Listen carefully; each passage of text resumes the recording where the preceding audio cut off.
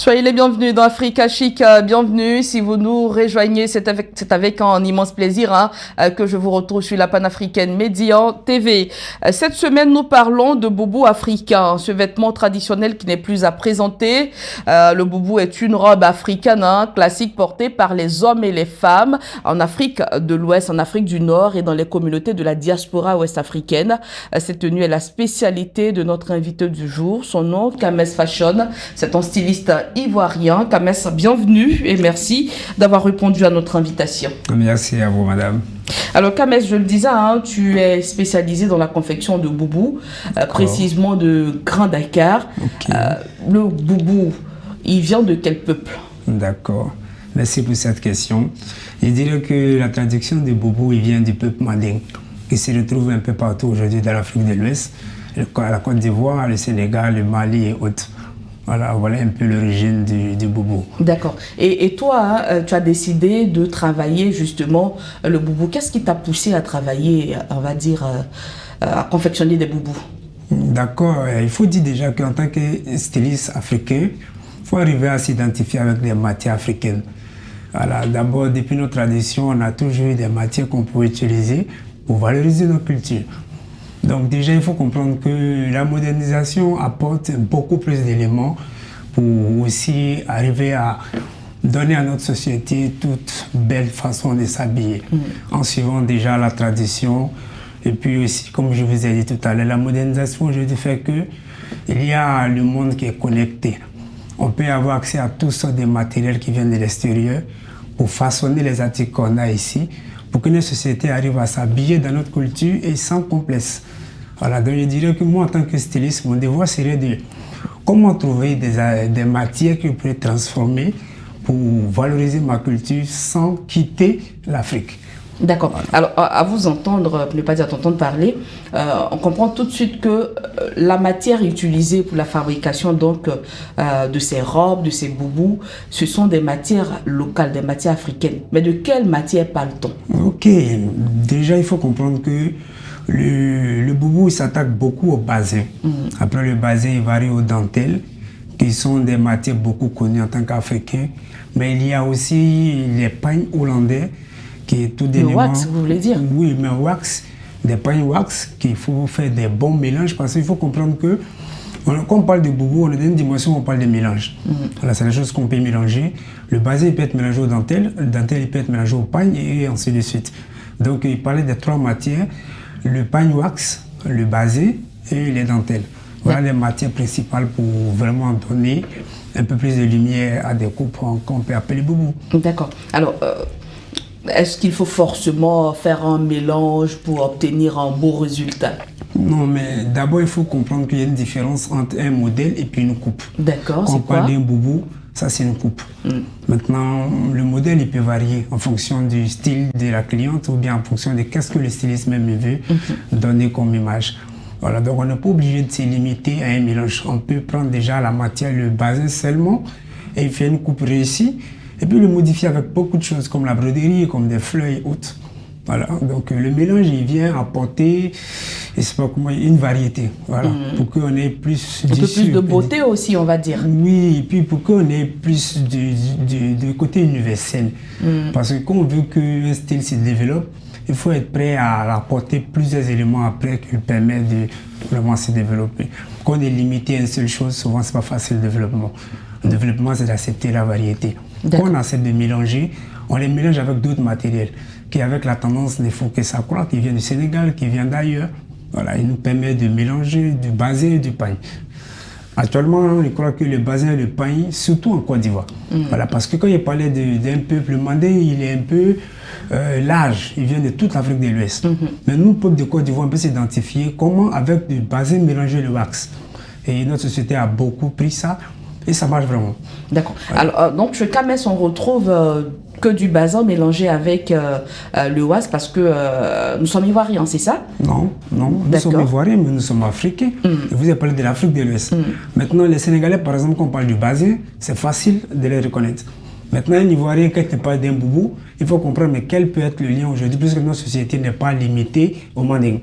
Voilà. Est-ce que le bazin peut s'imposer ici, en Côte d'Ivoire? Nous avons une soixantaine d'ethnies en Côte d'Ivoire. Oui, mais la majorité n'est pas manding. Bien sûr. Donc, le côté manding, le côté ivoirien, c'est quoi? C'est d'arriver à faire un mariage de plusieurs cultures. Quand on parle d'un Ivoirien, c'est pas seulement un baoulé. Un Ivoirien, c'est un peu d'un baoulé, un peu d'un bête, un peu de tout le monde. Donc, quand moi je parle du boubou en tant qu'Ivoirien, je parle de comment mener le style à tous ces peuples-là. Mais ces peuples aussi ont leur tissu. Hein. Oui. On a, je pense, le pagne Dida, le pagne Sénoufo, le pagne Baoulé. Est-ce que ce sont des tissus qui interviennent dans la confection de ce que vous faites? C'est des tissus qui peuvent intervenir, D'accord. comme je vous ai dit. Souvent, le styliste, il se sert de sa matière et plus la cliente qui doit l'utiliser. Par contre, on parle du styliste, on parle d'un style. Il faut que la personne que tu habilles ait le style que tu veux lui donner. Voilà. Donc, si quelqu'un m'envoie un kita qui veut faire un boubou, par là, on ne parle pas de boubou, on parle d'un grand Dakar. Qui veut faire un grand Dakar. Le grand Dakar, aujourd'hui, il a des coupes avec des formes qui peuvent être présentées par n'importe qui nous vient de la diaspora, même si tout. Quand vous regardez les modèles de diaspora de la Grande Dakar, vous voyez qu'il y a des coupes même de mariage, des tissus de mariage, qu'on adapte ces coupes-là à du Grand Dakar. Voilà. Comme des gens de boubou aussi que vous avez portés, qui peuvent présenter la poitrine normalement, vous habillez carrément, mais en même temps traditionnel. Donc, il peut y avoir ce mélange. D'accord. Alors là, c'est que de la dentelle. Oui. Que de la dentelle. Un peu de... Bon, quand on dit la dentelle, il y a deux types de dentelle. Il y a la dentelle en termes de matière pour être cousu, et la dentelle en termes de mélange pour faciliter certains petits détails là-dessus. D'accord. Alors, on va dire combien ou bien quels sont les différents types de boubou qu'on a? Parce que là, vous avez parlé du Grand Dakar, vous avez dit que c'était différent du boubou.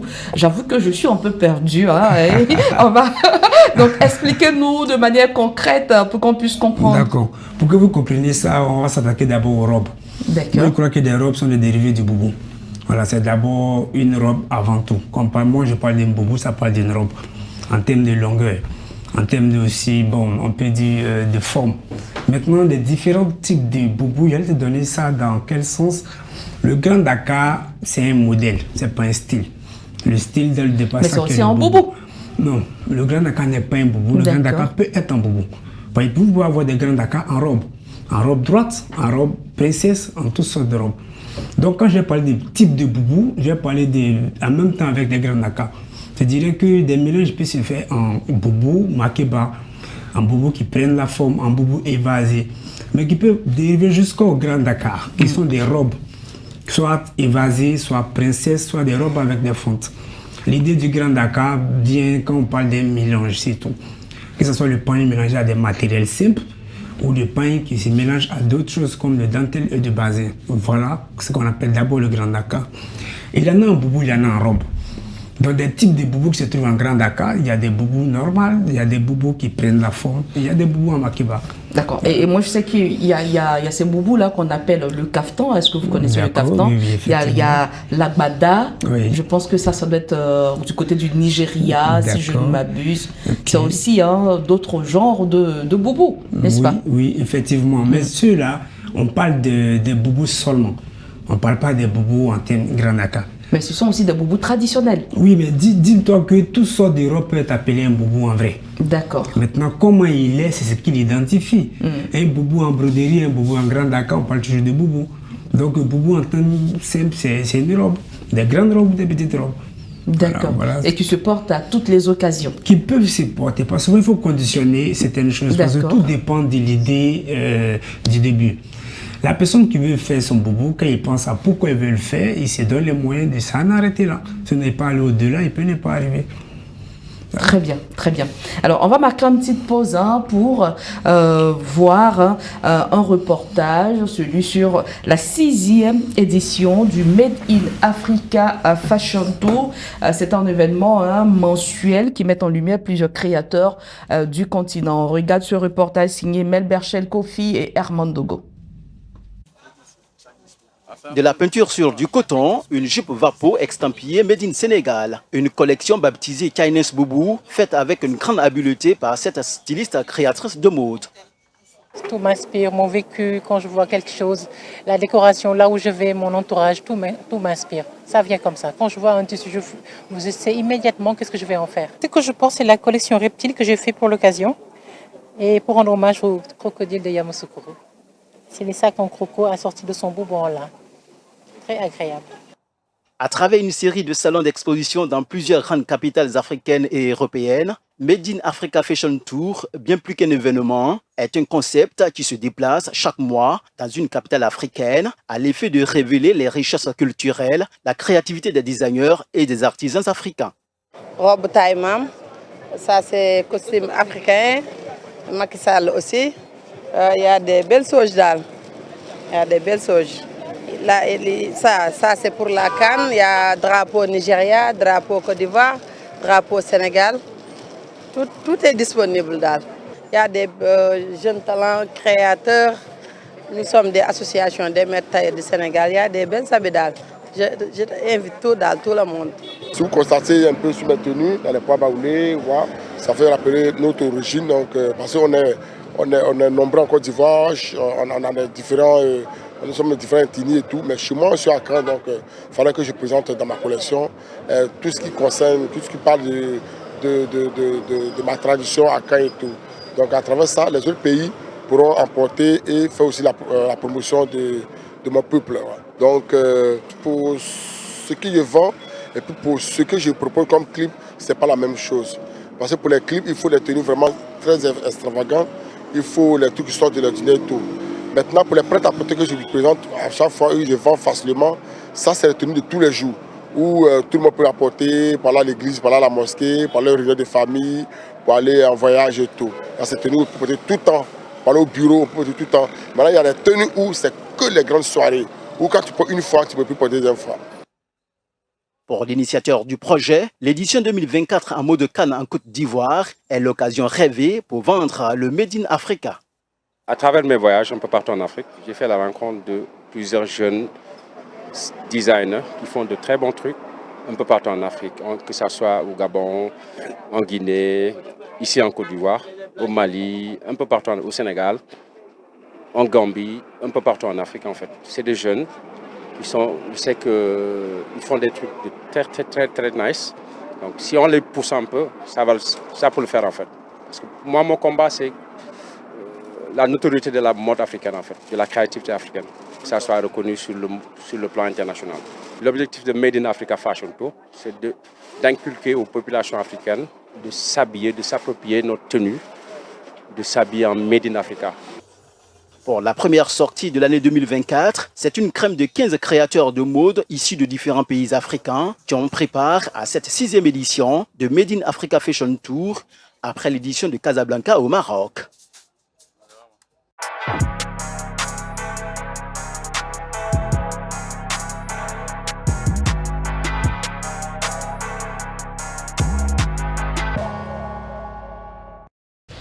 Voilà, c'était donc un rendez-vous des créateurs du continent. Je continue donc avec Kames Fashion. Kames, quand on parle, généralement, les boubous sont accessoirisés de broderies. Avant, c'était les broderies blanches. Aujourd'hui, on trouve différentes couleurs. Pourquoi ce changement? D'accord. Déjà, il faut comprendre que le développement, il est à plusieurs niveaux. Quand on veut se développer, l'idée du développement d'abord, c'est de traverser le temps. Il faut que tu arrives à t'adapter à la tendance. Le monde est connecté aujourd'hui. Les gens d'ici, ils ont envie des choses de là-bas. Donc du coup, depuis ici, il faut arriver trouver un moyen de t'adapter. On ne peut pas se limiter à ce qu'on sait faire. Il faut toujours chercher à apprendre à faire plus et à apporter beaucoup plus à notre société. Et c'est pour ça qu'on a les broderies de couleurs aujourd'hui? C'est pour ça qu'on aura toujours des nouvelles choses pour que les styles restent à la mode, pour que les gens continuent à utiliser pour les différentes cérémonies et tout.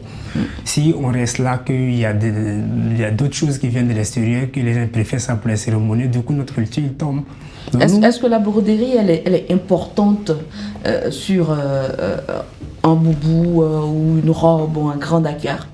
Ça, c'est des questions de tendance. Il y a des moments où les broderies sont à on peut dire qu'ils sont en tendance, qu'on doit les utiliser. Parce que c'est les moments où peut-être qu'on utilise beaucoup plus dentelle, les gens veulent se démarquer un peu, on envoie un peu de broderie pour que... Parce que l'idée, c'est de garder notre style à la mode. Que ce soit avec les broderies, que ce soit avec les dentelles, avec tout ce nouveau matériel qui peut nous aider à toujours être au devant de la scène avec des tenues traditionnelles. Donc que ce soit avec la broderie ou la couleur de broderie, les choses vont toujours varier. Puisque nous, on a la conquête des marchés, on satisfait la clientèle. Donc, il y a ce sondage-là, voir qu'est-ce qui fonctionne, où souvent les gens depuis ici, ils sortent pour aller au Sénégal ou ailleurs, aller chercher des tenues de ce genre. Donc, qu'est-ce qui les amène là-bas? Ça va nous de chercher à comprendre et l'adapter à ce qu'on fait ici. Donc, il va toujours avoir ce changement qui va nous permettre de rester au niveau international s'il le faut. D'accord. Alors, est-ce que Kames suit la tendance actuelle? Kames fait la tendance actuelle, parce que c'est comme ça qu'on doit voir les choses. Quand tu es dans l'action, tu improvises, tu t'adaptes. Mais moi, en tant que Kames aujourd'hui, j'ai atteint un niveau où je dois apporter ma touche. Pourquoi? Parce que c'est comme ça que je me connais. Il ne comprend pas le sens d'être dans quelque chose sans apporter quelque chose. Mais ça, il faut de l'expérience, il faut beaucoup de choses. Et là, c'est au niveau où je suis actuellement.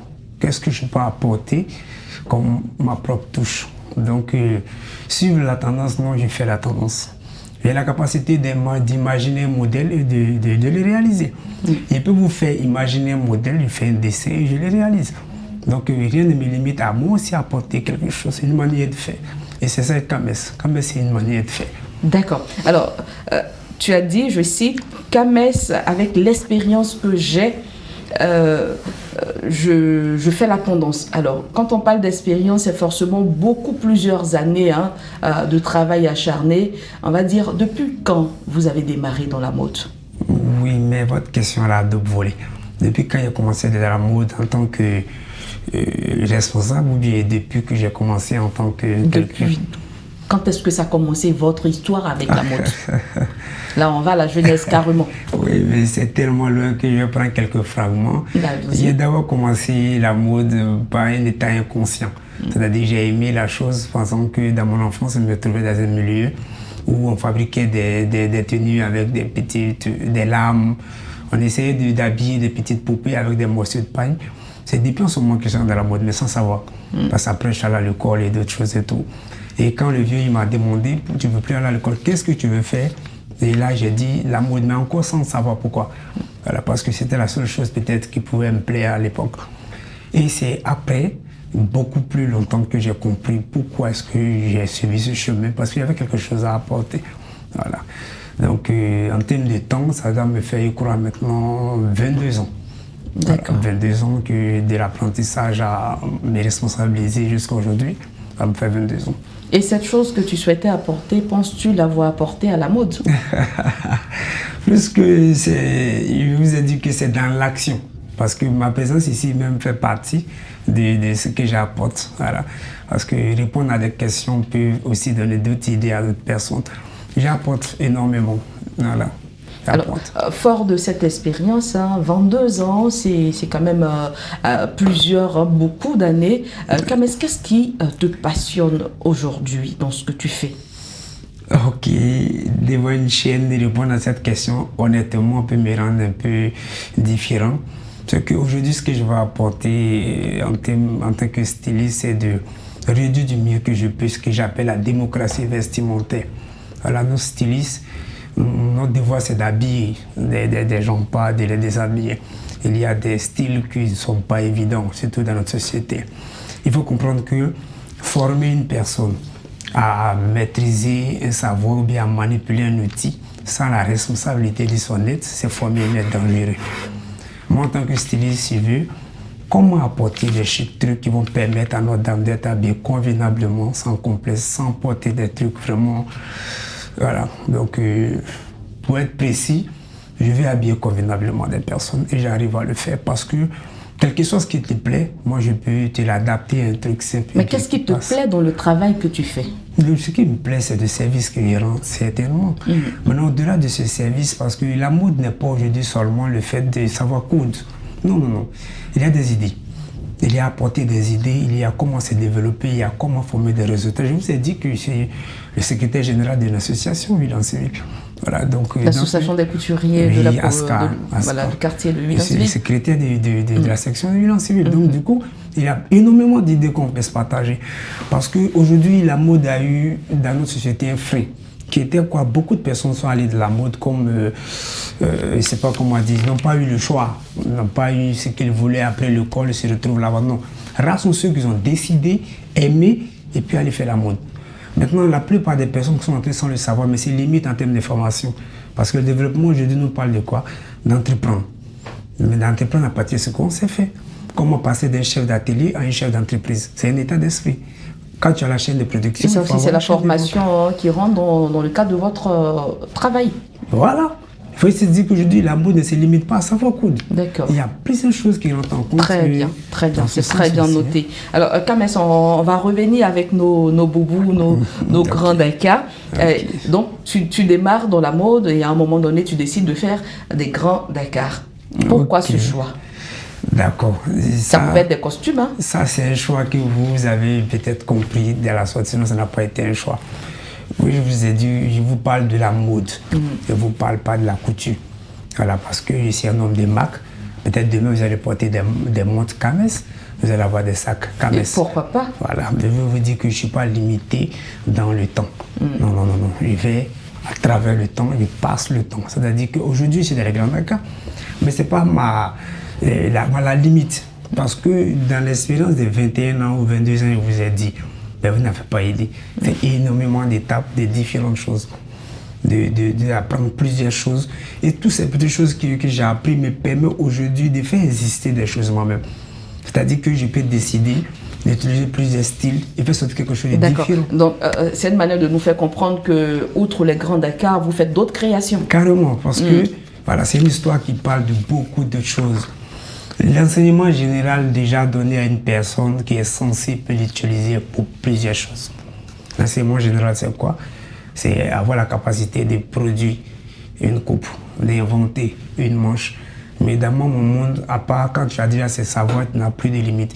Maintenant, tu t'accordes à la tendance. Très bien. Et qu'est-ce qui inspire donc tes créations? Bon, actuellement, ce qui inspire mes créations, peut-être que c'est quelqu'un qui n'est plus de ce monde. Voilà, mon inspiration de base a toujours été maman, que j'ai toujours voulu impressionner par, malgré qu'elle est partie très tôt, qu'il n'a même pas su qu'elle allait devenir aujourd'hui un styliste. Mon inspiration de base, au-delà de mes volontés personnelles, ce serait de maintenir un patrimoine féminin au nom de maman. Dans quel sens, ça va être tout long quand je vais l'expliquer, mais mon inspiration actuelle, parce que je vous ai parlé tout à l'heure de ce que je cherche réellement, c'est de comment habiller convenablement des personnes sans complexe, soit très belle avec la forme que tu as, mais sans être vraiment nue. Et ça, c'est symbolique en vrai. Voilà. Donc, en termes d'inspiration, voilà un peu ce que je pourrais dire pour être un peu court. D'accord. Et que représente aujourd'hui, on va dire, la couture pour Kames? Que représente la couture? Bon, après qu'on parle de Kames, il ne faudrait pas tout parler de la couture, de la mode, parce que c'est une univers. Nous sommes dans une émission de mode, donc nous ne pourrons que parler de mode. Ok, d'accord. Donc ce que j'allais vous dire, Kames aujourd'hui, dans la mode, déjà la génération qui arrive, il faut comprendre que si on serait amputé aujourd'hui si on continue déjà d'entrer dans la mode sans un certain niveau d'études. Un minimum savoir lire et écrire. Et même si on n'est pas là à l'école, étant dans la mode, il faut l'apprendre. Aujourd'hui, ce que j'aimerais, c'était de trouver, d'apporter de l'inspiration à la nouvelle génération qui comprennent qu'il y a d'autres formations à tenir compte. Il y a d'autres choses qui doivent faire que tu puisses vivre de la mode, qui sont des formations qui n'ont rien à voir avec savoir coudre. Voilà, donc dans on l'avait bien compris tout à l'heure. Kames, est-ce que vous avez une nouvelle collection de boubous, de robes sorties en ce moment? Vous nous avez dit en off que vous faites la vente en ligne de vos créations. Oui. Donc, sur quoi travaillez-vous en ce moment? Ok, d'abord là, je suis obligé de donner un petit détail qui allait peut-être intervenir ce que vous voulez donner. Il faut changer la manière de travailler. Voilà, parce qu'aujourd'hui, il faut arriver à s'adapter au système. Moi, par exemple, la nouvelle collection, c'est quoi? C'est qu'en termes de comment dire, j'habille beaucoup les mariés. dans les cérémonies, donc j'ai toujours des mariés que j'habille et tout. Mais en termes d'articles à vendre, j'ai la chaîne de vente 7, mais j'ai ici en partenariat avec des boutiques de vente. Parce que comme ça, il faut comprendre les choses aujourd'hui. Les boutiques se sont intégrées aujourd'hui, ils vendent des tenues qu'on coûte. Mais on peut travailler avec eux pour que c'est avec nous ils font pour aller vendre. Nous, ça diminue encore le temps de travail. Moi, par exemple, à part les mariages, quand j'ai des collections à vendre, c'est en partenariat avec des boutiques qui sont déjà installées, qui passent des commandes de ces collections et vendent. Et dans différents sens. Ça peut être sur les propres logos, ça peut être avec mon logo. Donc, ils sous-traitent avec des boutiques pour ces genres de trucs. D'accord. Kamès, en tout cas, merci d'avoir répondu à nos différentes questions. Je crois que nous avons fait le tour de tout ce que vous faites en termes de création de Grand Dakar, de boubou et vos projets, n'est-ce pas? Oui, certainement. Voilà. Donc, merci d'être passé sur le plateau d'Africa Chic. Merci à vous de m'avoir donné cette chance. Voilà, chers téléspectateurs, vous l'avez compris, nous sommes à la fin de cette émission. Merci à tous ceux qui nous ont suivis. Merci à l'équipe en régie, Mike Fares et Arnaud. On se retrouve la semaine prochaine pour un autre numéro. D'ici là, portez-vous bien.